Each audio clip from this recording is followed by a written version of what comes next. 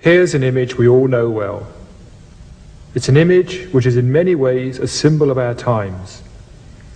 It represents what is perhaps our greatest technological achievement so far, the step out into space.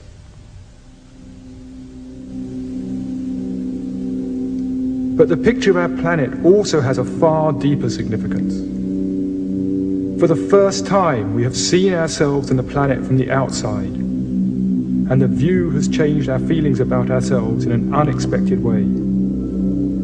For the early astronauts, the sight of the planet shining in the blackness of space was a profound experience. One of the astronauts who walked on the moon described his view of the Earth as an experience of instant global consciousness.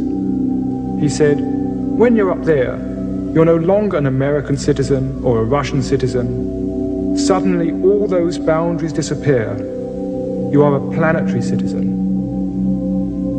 And similar experiences happened to the other astronauts. They saw Earth to be a beautiful, magical-looking planet and came back deeply changed from that experience. Moreover, they became increasingly aware that all was not well back on Earth, and they came back wanting to help in one way or another. The pictures they returned with also had a deep effect on many of us back on Earth. For many people, it's an image which brings forth feelings of wonder and of awe, and feelings of connection and of being part of something greater.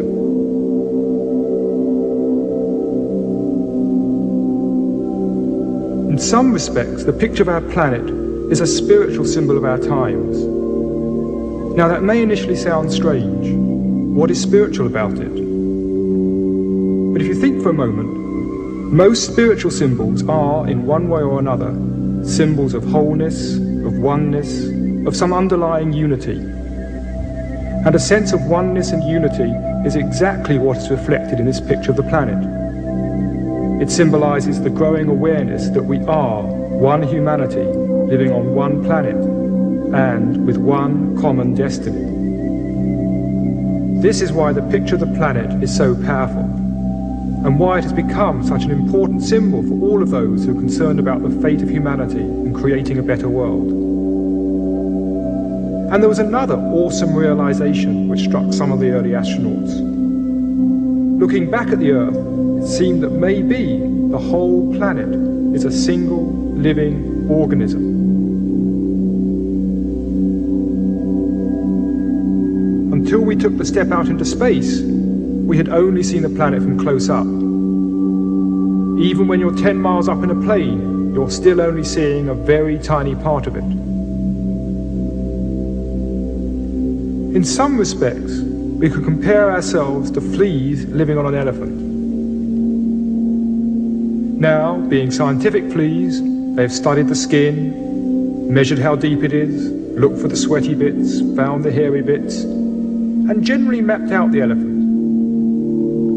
Then, one day, one of these fleas takes a huge leap off, 50 feet away, and looking back at the elephant wonders, could this elephant actually be a living organism in its own right? We have been taking a similar huge leap back. From 100 miles to 1,000 miles, till eventually we see the planet as a single entity. And the question comes, could planet Earth be a single living organism? Now, this is not such a wild dream as you might suppose. A number of scientists are now beginning to take the idea quite seriously. Researchers in both England and America have been looking at some of the long-term changes which have happened to the planet.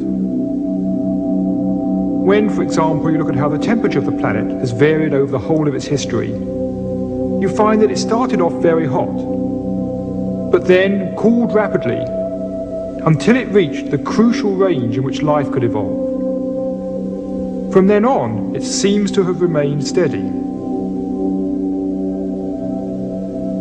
Now that's strange, because theoretically, it should sooner or later have started rising again. becoming far too hot for life to continue. But it didn't. It stayed constant. What seems to have happened is that the living organisms of the time released the right amounts of the right gases to keep the temperature of the atmosphere constant, at just the right level for life to continue evolving. Now that may sound an amazing coincidence, but it's no more amazing than the fact that our own bodies sweat when we are hot and shiver when we're cold, maintaining ourselves at a constant temperature. The salt content of the sea also shows an interesting degree of self-regulation. Salt is continually washed off the land into the sea, and at such a rate that it would take only 80 million years for the oceans to reach their present concentration. So theoretically, the oceans should by now become one huge dead sea. But they haven't. In fact, the salt content has remained remarkably steady.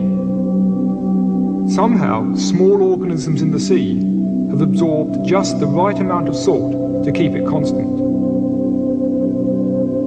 These are just two of many examples which have led scientists to propose that all the living organisms on the planet together function as one huge self-regulating system, a theory known as the Gaia hypothesis, spelled G-A-I-A, after this lady, who is the Greek Earth Mother goddess, Gaia.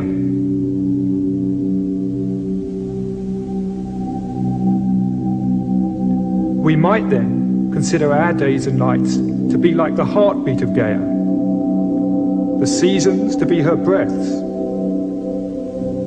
the tropical rainforest resemble the lungs, and the oceans are like the circulatory system. So, if the whole planet does behave like a huge living system, what, we might then ask, are we doing here? What is humanity's function in this system? To get some perspective, let's go back and look at how we came to be here, at the whole evolutionary process which has led to us. According to current scientific theory, the universe started with a big bang. Pure energy, light. In the beginning, there was light, something science and religion actually agree upon. Then this energy quickly condensed into electrons and protons, the first elementary particles. And then these very simple particles began combining to form the first simple atoms, which themselves began collecting together to form more complex atoms,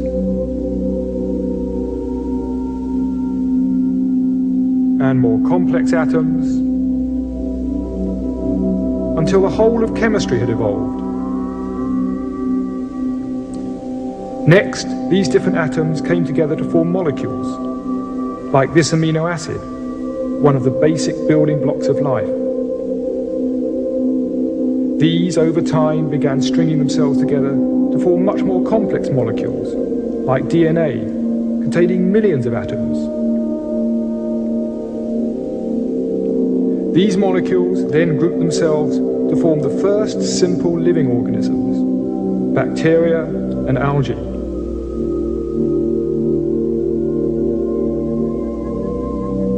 Over time, these too collected together to form multicellular organisms, simple sponges, and the first plants.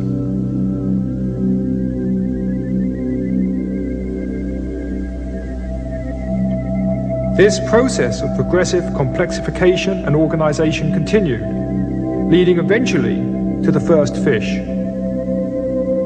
Now, fish represent a very significant stage in evolution. For fish were the first creatures with a skull and a spinal cord, and inside was the delicate nervous system, which now, for the first time in history, was protected by a case of bone. And from then on, the main thrust of evolution has been in the development of the nervous system. As we move on up through evolution, the external changes are very clear. The gills have become lungs, the fins have changed into arms and legs. But the most important changes of all were happening on the inside. The nervous system has become unfathomably complex. And today, the most complex nervous systems known on this planet are to be found in dolphins and whales.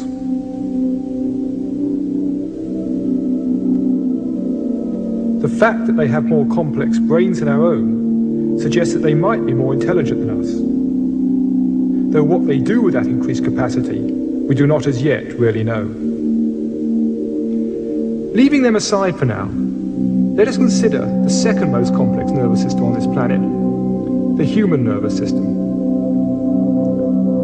One of the unique attributes of the human mind is our ability to study the world around and understand it. It is this which underlies our science, our technology, and the whole of human culture.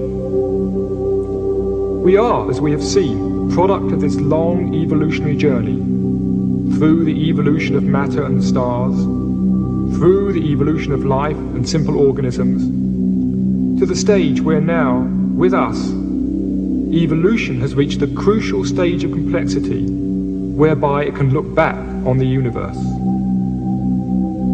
Whether we are studying a stone, a leaf, or looking out into the heavens, we are the universe's way of beginning to explore itself. We are a star's way of exploring the stars.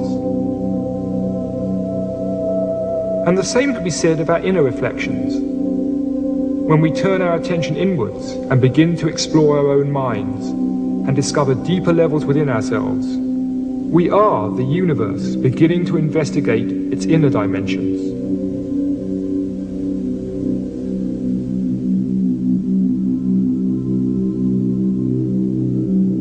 So the next question is, where is all this taking us? What's next? In the long term, over millions of years, we will probably see various physical changes, such as our brains growing even larger. But there are other evolutionary developments happening a lot more quickly. One of the dominant trends of evolution has been a progressive linking of smaller units into larger and larger units. This suggests that the next stage might involve human beings themselves linking together in some way. Indeed, this process has already begun. It's what we call civilization. The organization of the streets in this Danish village is very similar to the way the first multicellular organisms developed in the sea. This is Sun City, Arizona. The pattern here is similar to a growing fetus. And this tendency of people coming together into larger units is also happening at a much higher level. We can see it in the Union of the States in the USA and the USSR, and the coming together of the EEC in Europe. This is the natural drift of evolution, and its end result would seem to be the whole of humanity beginning to function as one single community. As well as this linking at a physical level, we are also beginning to link together at a deeper level. As a result of the information explosion, telecommunications, and the birth of computer networks, we are beginning to exchange information with each other wherever we may be. We are beginning to share our thinking. We are beginning to connect up mentally. We are beginning to link mind to mind. And as we begin to understand each other, an even deeper level of linking is occurring. A linking of soul to soul. We are beginning to appreciate our essential unity and oneness. So the next stage of evolution could be humanity beginning to link together, physically and mentally, beginning to work and function on many different levels as an integrated system.